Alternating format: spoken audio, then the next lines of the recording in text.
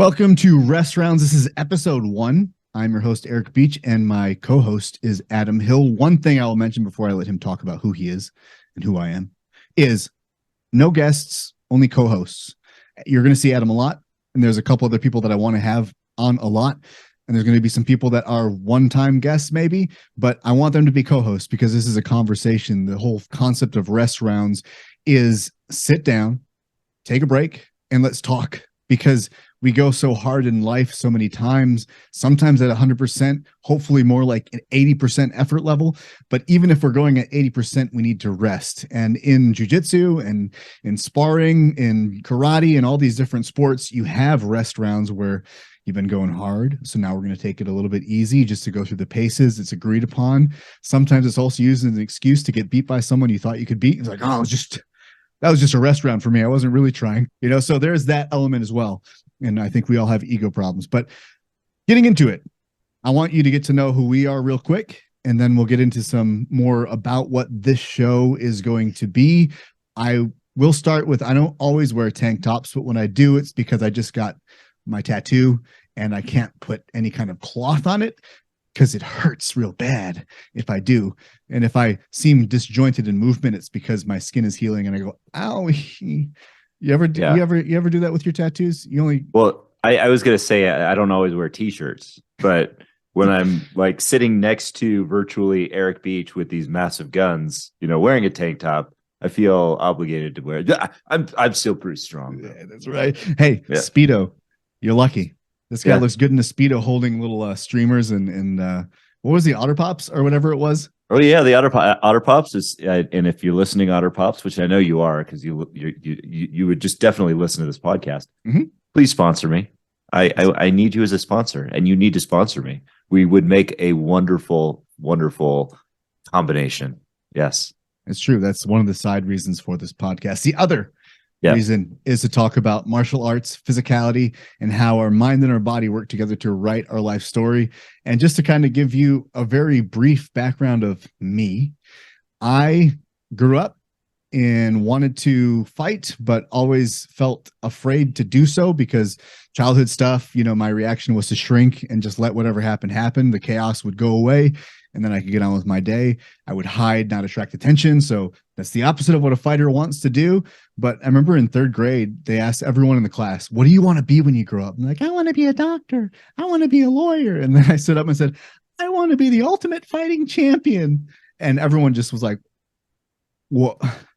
And the teacher was like, next. I don't think anyone knew what it was in the 90s because that was just like very much starting. It was back in the day. That was like when it was like taboo almost. Like it was cage fighting. It was illegal like, that's on pay-per-view, Spike TV. Yeah. That's the scary stuff. Yeah. Mm-hmm. Yeah. I was really into it, people. That was always the thing, is in UFC, they die. I'm like, well, people have died in boxing in different fights for sure. But yeah, UFC, only broken bones. So yeah, only broken bones. It's no big deal. Yeah. Guy gets his tooth kicked out in the first one. That was brutal. Because that David and Goliath thing where it was little guy versus big guy and he just kicks him right in the mouth and pew. Even in low def VHS, you could see the tooth fly out. I'm like, whew, that is brutal. Fun times. Yeah. Yeah. Those were the days. That was like hockey without helmets and all that good stuff, but those were the good old days. We're smarter now. Yeah, definitely. Yeah. But I wanted to do that. Never did it, obviously, but became instead of UFC, I got into band, which when you weighing it out, really UFC fighter, band geek, drummer. So I was the cool one. Always. Yeah, I mean, you were beating things, that's for sure. Just different kind of. Yeah, I mean, many things. Just drumsticks, beating drumsticks. And, Let's moving on. Yes. And I went to the army. This a family show. I went to the army, and then it got even worse with the beatings. But I'm sorry. There was just a really funny moment in Iraq in 2003. We one ever said, yeah, everyone. This is my at one time at band camp kind of thing. The one time in war. So we had to build toilets because there weren't toilets, and it was like 130 degrees, and people, our heroes, right? Our American heroes, I was in the army. Yes. And then I knew these men. They did not act like heroes all the time, I can assure you. And it was funny because you're in a porta potty, 130 degrees, but someone had taken the time to draw a naked lady onto the stall because we didn't have women like in the proximity or magazines or whatever. And it was just like one of those moments where you're sitting there going, this is very bizarre. This doesn't even feel like real life because someone in 130 degrees just, it was almost like hieroglyphs, in Egypt. This must be documented. Yeah. I mean, that could be like all of the archaeologists could be getting it wrong. And that's all that hieroglyphs are, is just, dumb 20-year-old Egyptian guys just, writing, like drawing naked pictures of women up there, and cats were the sexy thing at the time. Cats and people with eagle heads. The original furries. Yeah. Yes. Right. So we've solved it. So yeah, we've immediately within 5 minutes of this show starting gone from a martial arts center show to archaeology. All right, Eric Beach, let's talk about Norton. So anyway, I went into the Army seriously because I wanted to fight. I didn't feel like I ever stuck up for myself, and so 9/11 happens. I go into the military, fight in the war, get injured, get out of the Army, and then get into a world of drug addiction and alcohol abuse to kind of deal with the traumas of pre-military experience of war and all of this. And eventually ended up in 2008 attempting suicide. And I'm really glossing over a lot there. I realize it, but there's plenty of time that we get to spend together to dip into different stories. And everything is when I share it, it's something from something I've healed and I'm empowered by. Because reality is something that happened in my past, and now I've repurposed it. I've healed it, and now I can use it for understanding, just like I'm going to do with jiu-jitsu, just like with triathlon. Everything is a teacher if you allow it to be. And so that's definitely the heart of this show. I hope we laugh along the way. It's one of the core values is laugh. Don't take yourself too seriously. And that's something Adam taught me when we got into triathlon together. So I want to transition that way into saying triathlon was the physical modality that helped me because I missed the physicality of the military. And that was the way I decided to get into it, which led me to starting a nonprofit called Project Echelon for the last 6-7 years and helping other veterans do the same in multi-sport, in cycling and running. Because, getting all the way to the Ironman was a huge deal, which is where I met Adam. And we have plenty of stories to share from that experience and the subsequent experiences. But Adam was kind of the guy who really showed me that, triathlon, I'm going to qualify for the world championship, but I can also laugh at myself and make fun of myself because this is all just really ridiculous. So I want to pivot and hand it off to you, oh wise teacher, who taught me to laugh at myself, and give a little bit about your backstory. Yeah, so self-deprecating humor is probably like my 3-word just summary of my introduction, because I realized very quickly, especially when I got into triathlon, that when I tried to be serious, I looked really dumb. So I just embraced dumb and made it fun. So my background is I come from a non-athletic background where, unlike Eric, I didn't want to fight.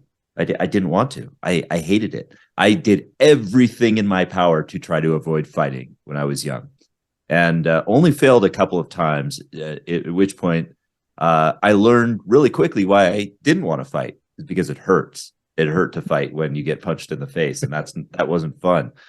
So I spent my young adult life trying to avoid conflict, and all that kind of stuff. And yeah, I didn't go into the Army, but I did become an alcoholic. And that was mainly because of a lot of that anxiety that I grew up with, a lot of panic attacks, a lot of those kinds of things. And these are, stories that I've dug into in various mediums, podcasts, books, things like that. But once I got sober, that's when I started getting into triathlon. And it was triathlon because it was something that really inspired me is seeing a lot of people doing this amazing thing that I never thought that I could do. I'd once told myself that I couldn't do it. And when I had that year of sobriety, I thought to myself, like, what can I do to change my life now, to transform? And that Ironman popped up into my mind, and it was just like that was the thing. And I didn't realize it at the time, but I knew that my preferred modality of suffering, if that's the right word for it, or of pain was longer Mm. term suffering. Like I could do that for a very long time very well. I couldn't do the acute, really quick suffering, like being punched in the face. That sucked for me. That wasn't great. But longer term pain, like where I was 10, 11, 12 hours of just constant pain, I could do that really well. And became pretty good at it and went pretty far.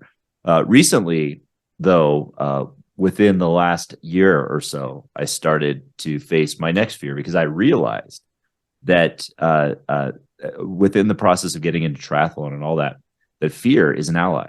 Fear is an ally to me. And once I made fear a friend, and I realized that it was just a signal that there's an opportunity to grow, I leaned into that idea, that fear that I had of fighting, and I started getting into karate. Not jujitsu or anything like that, like Eric is, but strip mall karate is what I call it. It's the the one that you find next to any kind of salon and liquor store, always next to those two things. Interesting. So it is. But I so started karate about a year ago with my family. It's been amazing. Been punched in the face multiple times, and I've gotten over that fear, and I've started to really enjoy it and started to embrace it. And you know what it's done? It's built my confidence. That fear of conflict, that fear of confrontation, has been lifted a bit, and it's still lifting. I'm not by no means perfect. I still have that anxiety over, but it's getting better. Nice. So yeah, I think that's really the core of any fear of conflict. When I think about it, is where does the conflict inevitably end? Physical violence. Like that's as far as it's going to go, and so fear is usually rooted in death too, and physical violence can lead to death. So there's a very real reason I think we have that, but in our day and age now, there's just not a lot of opportunity to get punched in the face, because everything's so like, I can't punch you right now. You'd probably laugh at me because I just broke my computer and I got to spend like $5,000 fixing stuff because I was an idiot, so I'm not going to do it. There's a barrier there, but it does lead into kind of this idea where we don't have a lot of threat of that. So it's really easy to just shit on people. Yeah. And whenever you see someone who is trying to do something cool, that's the proclivity for some people to do, is just to try to tear that person down, which I want to get into in a little bit as kind of the topic for this. I know this is more of a get to know you type random conversation, but I wanted to give it a little attention on the back end, and that's where we're going. But one thing I wanted to talk about quick was triathlon, because, I did mine. I went to Ironman France for Quest for Kona, which is where I met Adam. Was on the show. We were both cast on this NBC sports show, but his episode was so controversial they had to take it off the internet. It's not on YouTube. You cannot find it anymore. So we're going to change the narrative to being he's such a badass, and it was so controversial that, people petitioned and couldn't even have it on. Mine's still out there because I was here's my gripe with it, was I was never going to qualify. Mine was just to make it across the line, which I did with 10 minutes to spare. But they made it seem in my episode that I had a chance all the way through the bike course. And people were like, when he got out of the water after an hour and 21 minutes, I knew he didn't have a chance. This is bullshit. And I'm I know. They were going to shit on everybody, though. That's the thing. They complained, or the comment that I got was he probably has Iron Man wallpaper. And of course I did. But I did. I remember you called me. He was like, "Wait, is that a thing?" Yeah, I was like, "That's why am I just?" I wanted to respond to the person. I was like, "Was that so? Where can I buy it?" Yeah, exactly. Yeah, people were saying like this guy is wearing whatever call it, like those little hydration packs on the back where you put the bottle. He's wearing it on the bike, but not on the run. And I'm like, duh, aid stations are like every mile or every couple kilometers on the course. I don't have anything on this bike, and I didn't have bottles because I'm too aero. I can't put bottles on my bike. That's right. Yeah, no bottles on your bike. Just anything. Anything. Yeah. So So the lesson of the story is the internet is trash, and never read the comment section. Yeah, and then you're supposed to read the comment section, which is weird. You are. Well, of course, because somebody told you not to, so you have to. Well, that's going to build your brand, isn't it? You have to reply to every comment and be kind and show your personality. And I'm like, but what about there's the trolls out there? They certainly, there's certain, like I was told, F you fat ass, and I'm like, what do I do with that one? Like I don't. Right. Yeah. Thank you for your observation. Yes. But I had one, with this whole jujitsu thing that got in my head a little bit because, like, I'm not. I mean, many people have asked for me to do a podcast. I think two. I think two people have asked, maybe four. But you know what that means? If four people are telling me that I should do it, there's at least like 10 that are thinking it. So we have to bring it to the people, right? So influence is just skyrocketing. Yeah. And so as soon as that happens, someone has to tear you down. And this guy, he made the comment about like that I know nothing. I've only been to 2 classes, whatever. And I'm like, I was like, I know 5-6 months of training is not an expert make, and I will never claim to be. Like the whole point of this show and what I try to do is that beginner's mindset forever. And one of my coaches, he said, white belt forever. You've got to be a white belt forever because, these rank structures can have their purpose as far as getting, like skilled competitors into the fight, but everyone needs to be a white belt forever. Because when you stop learning, you stop growing. And when you stop growing, you start dying. And I know that's a little bit maybe of a big statement because we're all ending our life at some point. We're all marching towards that mortality. But I feel like it's just a mental death that occurs when you stop and you just like, this is how I am. I'm going to defend this forever. And then you become those people who just have to tear down anyone who's growing or trying to be positive in this life. Because how dare you try and be an inspiration source or just share your journey so that maybe a few people might see their path in their life in a different way. And I use sport to do that. I mean, triathlon didn't save my life. My engagement with it did.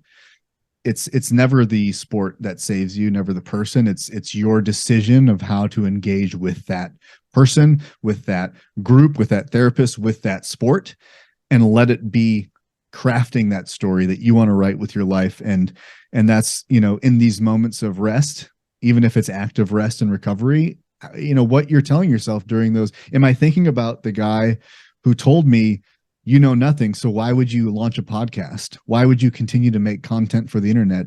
Because you know nothing. And my deepest fear is that I don't know anything, that I have 32 talking points. And once I burn through those 32, I'm done. Yeah. But it's been a lot year. of talking points, though. It is. It's a lot of, but I've been past 32, I've been past it. And it's because conversation of a lifetime, like there's so much wealth to talk about. And every time we talk to a new person, you can take it in a different direction, Yeah, definitely. I mean, and I mean, to that end, I mean, when you're a beginner, you're a sponge. And I think that the whole attitude of it's easy to be a cynic, and it's rewarding to be a cynic for people, because if you're right, then you get the glory of being right when you're a cynic. Like when you call somebody a piece of shit and they turn out to be a piece of shit, well, doggone it, you're right. And congratulations, you got validated. You get that little shot of dopamine. Congratulations, Mr. Cynic. But if you're wrong, you get pleasantly surprised. You get pleasantly surprised that this person is not. And so you, or this thing that happened was great.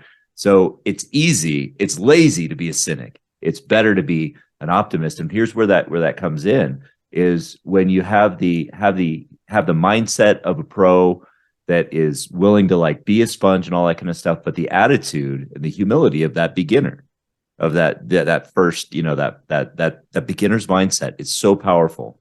And when you do that, I mean, that is a pro mindset. Yeah. And that's that white belt, whatever. I mean, every sport has it. And so when I talk about that, mind body story, the mind and the body, the way we use them, the way we feed them, right? It's our life story. Yeah. I mean, to be extreme in that example, it's not, like I said, it's not the sport that saves your life. It's your engagement with it. It's not the person and people in your life that save your life. It's the way you engage with them. And I had this friend when I got out of the Army. And I forget the number, if it was age of 26 or 27 that Kurt Cobain died, and Jimi Hendrix, like all these people died at the age of 26 or 27. His life's purpose and goal was to die at the age of 27 or whatever it was. And he was a smart guy, one of those guys who's so smart that when they're given the wrong material and they latch onto it, they can almost sensically defend things like he believed that the Holocaust wasn't real. Mhm. and I know it was real, but the way he would tell it, I'm like, I can see how you convinced yourself that you're correct, because it Yeah. wasn't just wild. It was like rooted in some kind of weird truth, or like a flat earther that can make a good case, but eventually that whole thing falls apart. But they find those really clever, well, that's an interesting point. I can't refute that right now, but I know it's wrong, So he was really good with that. Like, he was not stupid, but he knew you couldn't talk him out of it, because he was like, no, this is just what I want. All of my heroes died at age 27 or Yeah. 26. And that's what he wanted. And I'm like, nothing I can say is going to change him. And he made it to 27 years old. And as soon as he didn't die, his life fell apart. He stopped caring. He was pretty physically fit. All of a sudden, he gained a ton of weight. He became a drug dealer. He got arrested with a pistol in the safe with cocaine, which apparently changes it to a bigger felony. So is Because it that a was bad thing, or yeah, yeah? I mean, yeah. they frown on that. They do, Okay. like, because not only do you have a lot of cocaine, but you have a gun. So now Oh, you're a dealer, and I don't know what that changes. I'm like, if you have a kilo of coke, I think it's whether there's a gun there or not, you had intent to sell. I don't know. okay. Hey, hang on. I got to go move some things around in my house really quick. Sorry. All right, flow on down. Don't look over there. Look at this part of the screen. Right. See, we're educating you. No one's taking a note until now. Yes, Move the exactly. gun Yeah. away from the coke. Got it. Has to be at least 15 feet away, because it was something to the effect of if someone comes to your house, you can't just run and grab it quick. I don't know. Yeah. The law is weird. Anyway, he goes to jail, and by the time he's 30, he's dead. Heart attack or something like that. Okay. Well, he almost met his goal. Yeah, 3 years off. But he lived that story. Yeah. Like, he told himself that's what he wanted, and he made sure it happened. He didn't nail it, but there was nothing going to change his mind, and he was happy. Like, that was the weirdest part, is he seemed totally calm and confident and chill with it. So, he had a traumatic life, but whatever it is you want, I feel like you can manifest it in some ways, in that not woo-woo way, but like, if you focus on it.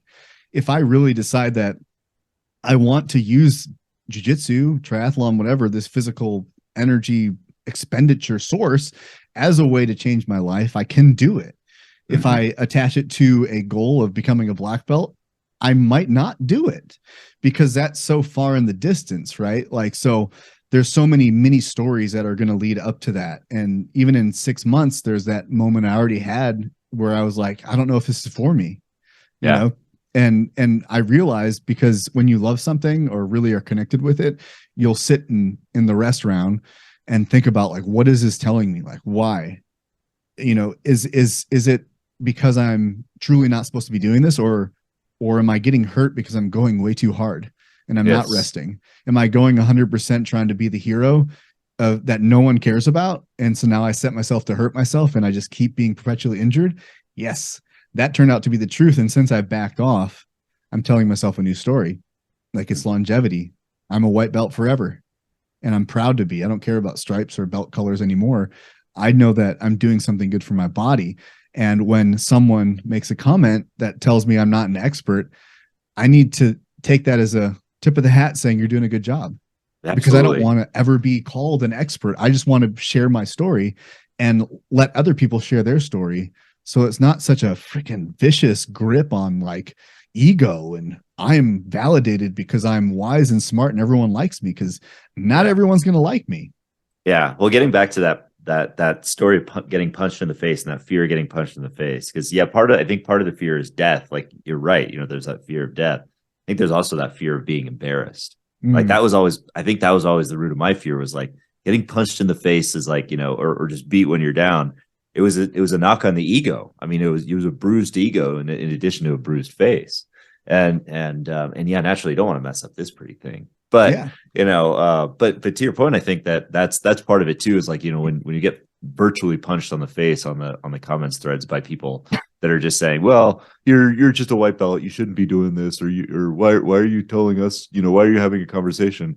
Well, it's you get that sense of embarrassment and shame, but then you also have to recognize, well, maybe it's because I recognize that I'm a white belt, that I'm a beginner, and that beginner's mindset, and that other people are feeling that way, and other people need to hear this, and they need to hear it from a master storyteller like yourself, who speaks well and does words better than me. Yeah. So Just bravo. thank You've been you. doing good all night. And then he says, I speak good. And then he just loses the English language. Yeah, I would drop this mic if it weren't attached to a boom. Damn it. That smack. Yeah, I'm gonna smack the mic. No, now we're that's back to beating things. whatever. Yeah, It's gonna be the theme of the show. beating Anyway, things. I Yeah, guess so. Beating it's gonna fear. be That's get what that you're little gonna explicit notification on there. That'll be nice. got it. I already broke that with the cursing. Oh yeah, yeah. The progress that you can attain or not attain based on that fear, based on those comments. And the funny part about that is, my journey is my journey, my progress is my progress, yours is yours. We can have completely different goals, and that's super cool because we need that.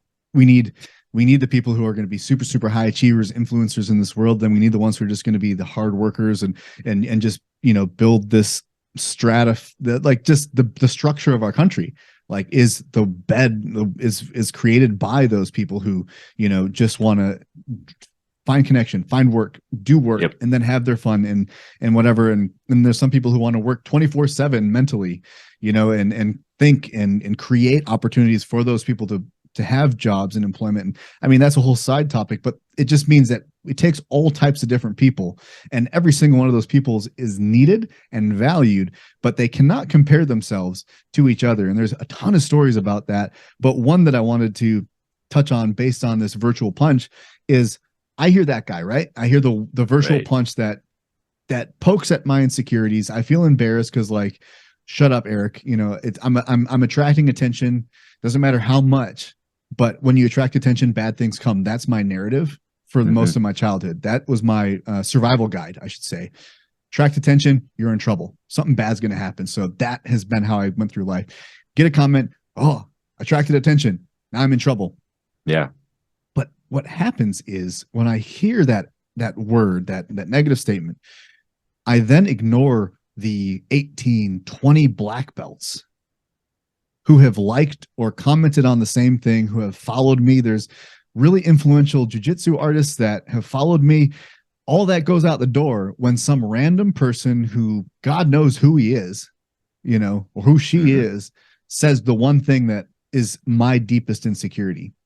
Not that they know that, but I think somehow it's going to happen, because what I've heard from many people that are really, influential, really well known, it's constant. Like everything they do is scrutinized and attacked as if it's just for this person. Your content sucks because I don't like it. I'm like, that's why there's a whole lot of podcasts, a lot of creators. You just got to find the one that inspire you to be better than you were yesterday, to want more in life in healthy ways. Because it's not consumerism, it's desiring growth. Yeah. And that's one of our values here is, how are you growing? How do you feel, with confidence, you said, like with fear, these kinds of things. And is that your biggest takeaway so far Yeah. I mean, I think that to that point, I've had that same fear of just of judgment from others, or shame from others, or people pleasing and all that kind of stuff, where you want this attention, or you want to go out and you want to make an impact. Rather, you don't, maybe not the attention, you want the impact, but you want to avoid the negativity, which the negativity is part of the impact, And so with karate, for me, it's like, I've learned that you can get punched in the face and it's okay. Yeah, it hurts, but it's okay. You go on. It's not about really learning to I mean, yeah, it's about learning to fight for me, but it's not about learning to beat somebody up. It's learning how to be to defend yourself and be okay getting punched in the face time to time. And I think that's where that confidence comes in too. It's like, okay, so I get comments on my podcast now too, like that most overwhelmingly good, of course, but no, yes, course. But it's but you get from time to time it's somebody bad, and it's like, it hurts for a second. It's like, oh, why does this person take some time out of their day to do that? And it's like, okay, so that means I'm making the impact I need to, because I'm provoking at least that that emotion in somebody. And that's really what it's all about, is making sure that we're provoking the emotions and moving people to think for themselves. And if that thought is, oh, you're full of shit, so go, fuck your mom, whatever, it's like, well, then that's the way it is, but that's a punch in the face. And you know what, I'm okay. We're okay. We go on. That doesn't end it. Somebody else reads that comment and they see it and they say, oh, maybe he is a piece of shit. No, I'm still okay. Yeah. Okay. I didn't go out and do something that is, that is absolutely like earth-shatteringly terrible. I just said something. I just stated my opinion, or I just tried to defend myself, or what have it, and that's all it is. So yeah, sometimes, when we get into the people pleasing side of it, or we're trying to avoid judgment, we get into that safe zone. We're shrinking that bubble that we have, that we live in. We're shrinking that comfort zone. We're not growing. We have to face that discomfort of being disliked in order for that growth to occur. And that's even within like karate, or maybe even more so in jiu-jitsu, where you're getting really close to another person. You're grabbing them. That's discomfort too, man. I mean, because I know it's discomfort when I'm like holding somebody in a weird way and doing a defensive technique on them, and it's uncomfortable. It's like, hey, yeah, I just met you, but I'm going to be very, very intimate with you right now. Yeah. But that's where growth happens. I almost Kimura'd myself in the shower. I don't even want to know what that is, man. Trying to reach to soap my back. I'm like, oh, shit. Haven't we all? Yeah. This shit's uncomfortable, man. Yeah. But that's the really great point that you made there about, this discomfort and leaning in a little bit longer is something I learned early in jiu-jitsu. And that is there's discomfort and then there's pain. Like there's get out like now, and the ability to recognize the difference between those two is very important. And what I learned in jiu-jitsu was my immediate, closeness. That's you're right. It's putting all your weight, sometimes a shoulder into the chest to really pinpoint that pressure, because it should hurt. Like it's a weird sport because we're friends here, but we're trying to bring pain to each other. Otherwise, we're not learning the technique correctly. You can do that respectfully, of course, but you're going to have to, sorry, and we're still friends, right? But there's an element of shrinking yourself for fear of being that guy. Yeah. And so there's those elements of not wanting to be that guy and to risk it. But when you're in these positions, you learn quickly what is and isn't danger. And so when I have the pressure on my chest and I feel like I can't breathe, I want to tap out, and I wouldn't let myself, because was I okay? And so like I let it, and I said, okay, in film, we have this thing that if you're holding a shot, whether you like it or not, 4 seconds, count to 4 and then move on, because you might get something, or you might get something, but you'll think you did it for 4 seconds and it was only 1. And you're like, what the hell? That would have been a great shot. And so 4 seconds, I'm like 1, 2, 3, 4, nothing's changed. Okay. I didn't need to tap there. I'm just really scared. I'm claustrophobic, and I need to find better ways to breathe in this situation. And that's what jiu-jitsu early on taught me was, like getting punched in the face, I'm okay here. Getting compressed in the chest, I'm okay here. But then someone grabs, in some kind of a joint lock or a choke, almost immediately, yep, oh, yeah, this is bad. This is real bad. But that other stuff was discomfort. And instead of tapping out to that discomfort, I had to find ways to either alleviate, create space so I could breathe. I had to frame and push away. And then I'm like, okay. Or I had to understand how you can still find air. You still can breathe in these situations. And you're just constantly looking for an opening, or for them to do something. So you create an opening to then get out, but the game's not over. Yeah. It's not over right now. I get, that dip of emotion because I'm a sensitive guy. It's lover warrior. That's where I identify a lot, is both of those, and they're seemingly opposed, but they need each other. Yeah. Like we need to go to war, but we need to love as well. And so that's one of the energies I want to bring here, is the lover warrior. Like when it's time to fight, let's fight. But when it's time to nurture, to care, to have compassion, then let's go there too. And to Yeah. me, that is a balanced man and a balanced woman. Like my wife is a lover warrior in certain ways too, and that is a hard dance to make. Yeah, but I think it's also the most powerful representation of a harmonious human being that there can be. Because when you have those two elements together, I mean, and I'm learning that too, that the true like definition of love is where you're able to be honest in a caring way, or very open and be that warrior spirit and really tell, Eric, you are fucking up on this, or whatever, Yeah, and but make it loving, and so that's it's a powerful balance to strike. Yeah, it's interesting when you learn those elements of like how to hit and how to punch effectively when you're fighting against someone. Because I mean, we have that same thing in karate where it's like you have to learn to do the moves correctly and use the right amount of contact, right amount of force, right between blue and purple belt, or purple and blue belt, which is right where I'm at right now. And they call that purple and blue is basically, the bruiser phase, where they tell you to start making contact and start learning how to, like, really, hold your punches and things like that. But you often punch too hard, you often hurt. And that's been an interesting learning experience too, is how to really manage your effort on that. yeah. Gets back to that 80% in restaurants Yeah, kind of thing. yeah. That's it's funny. Like in the dog and cat world and different animals, they play. Mm-hmm. They don't bite each other, but they will be aggressive. And as puppies and kittens, they learn how much pressure is too much. We don't necessarily. We kind of don't have that as boys. We do. I used to wrestle around, but then I think they took out like the carousel, and the different obstacles in the playground that maybe were too dangerous, and some of the, like, no more Red Rover. I got clothesline once in Red Rover, so I'm totally cool with that. Like, raised their hands at the last second, just straight in the mouth, just bam, down in the back of my head. And that's probably where my TBI came from. Probably wasn't the Army.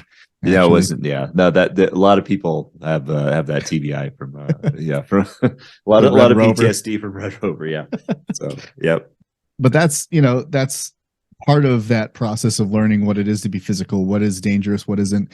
And martial arts is kind of one of those fronts that does teach us that. And I wrestled for a year in high school, and I enjoyed that a lot. And then the Army was physical. We got to do a little bit of wrestling, like a couple days of jiu-jitsu. They called them combatives. So it was just basically teaching us some of those techniques, which that was great, because I got a wrestling background, so I could kind of do it. And at that time I wasn't really, I don't know, I didn't feel confident. And then I was able to, do some stuff with the sergeants, and they were like, "Who the hell are you, Beach?" And I'm like, "Oh, just, I don't know, kind of a badass, I guess."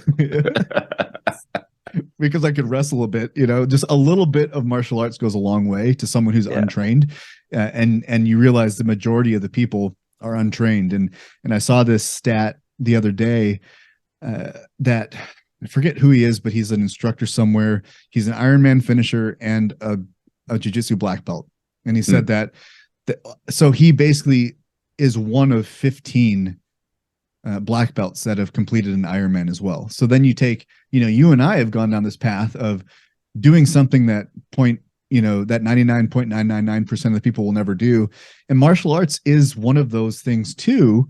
It's a bigger group of people that have done it, but it's still not, I believe, anywhere close to a majority of people who do it. So if you're in conflict and you have time spent in a martial art, you already have a really good chance of at least mitigating damage, of at least being able to handle yourself, because you have confidence in mind to know what to do. You're not improvising and just kind of going crazy. And I feel like, you can rest in that knowledge. You're not going to go pick a fight, but you might avoid a fight because you have confidence and you're not reacting in a foolish way.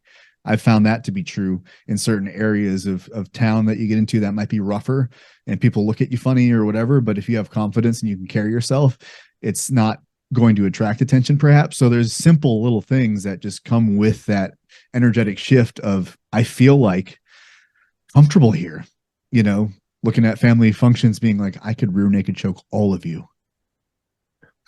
rear naked choke. all of you. I Well, can't guillotine. How about that? Let's can't, switch it to a guillotine. can't tell you how many times I think about that in the airport. Just like on an airplane, getting off the airplane, every single one of you, you're Every one naked of you. choke. Everyone. Where's the olive oil? Right. What? I guess I don't know where the names of these things come from, but rear naked choke Yeah. is interesting. Like, where did the naked come in? Probably from the Greco-Roman days of some Greek Were they where it actually was naked? like, yeah, Yeah. the ultimate finisher.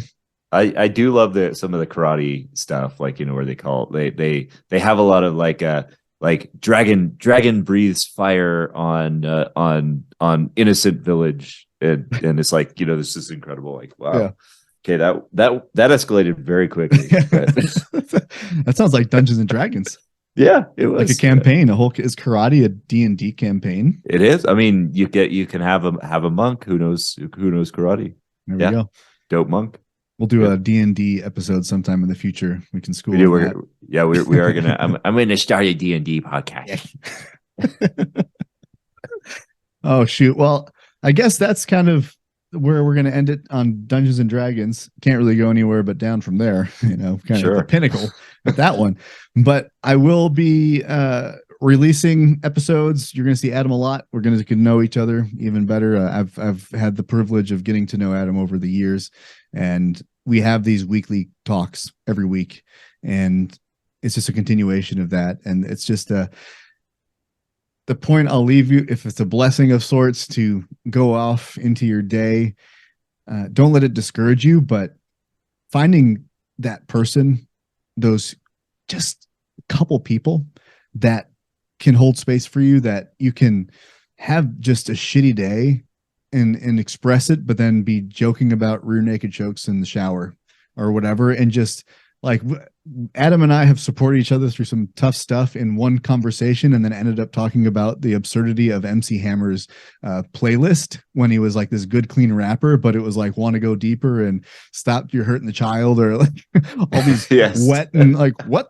I didn't pick up any of that when I was listening to MC Hammer, the squeaky clean reverend.